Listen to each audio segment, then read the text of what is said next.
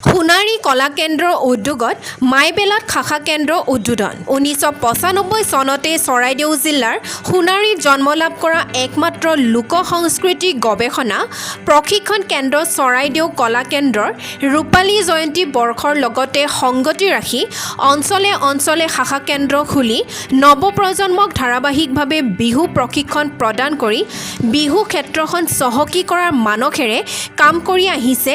তাৰে আজি তৃতীয়টো কেন্দ্ৰ মাইবেল শাখা কেন্দ্ৰটিৰ শুভাৰম্ভ কৰা হয়। আজি সভাখন পৰিচালনা কৰে শিক্ষয়িত্ৰী তথা সাংস্কৃতিক কৰ্মী মঞ্জু ৰাজকুমাৰীয়ে। সভাত উপস্থিত থাকে চৰাইদেউ কলা কেন্দ্ৰৰ প্ৰতিষ্ঠাপক তথা পৰিচালন সঞ্চালক অসমৰ খ্যাতিসম্পন্ন বৰবিহুৱা ফিৰোজ কোঁৱৰ, চৰাইদেউ বিহু দলৰ বিহুৱা সুকণ্ঠ গায়ক ভূপেন বৰা গোহাঁই, বিহুৱা খুঞ্জুৰ ৰাজ গগৈ, শিক্ষক প্ৰণৱজ্যোতি বুঢ়াগোহাঁই, নবীন দাস।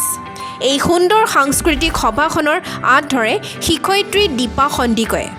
সভাৰ উদ্দেশ্য ব্যাখ্যা দাঙি ধৰে মাইবেলা শাখা মুখ্য আহ্বায়ক ৰূপক কলিতাই।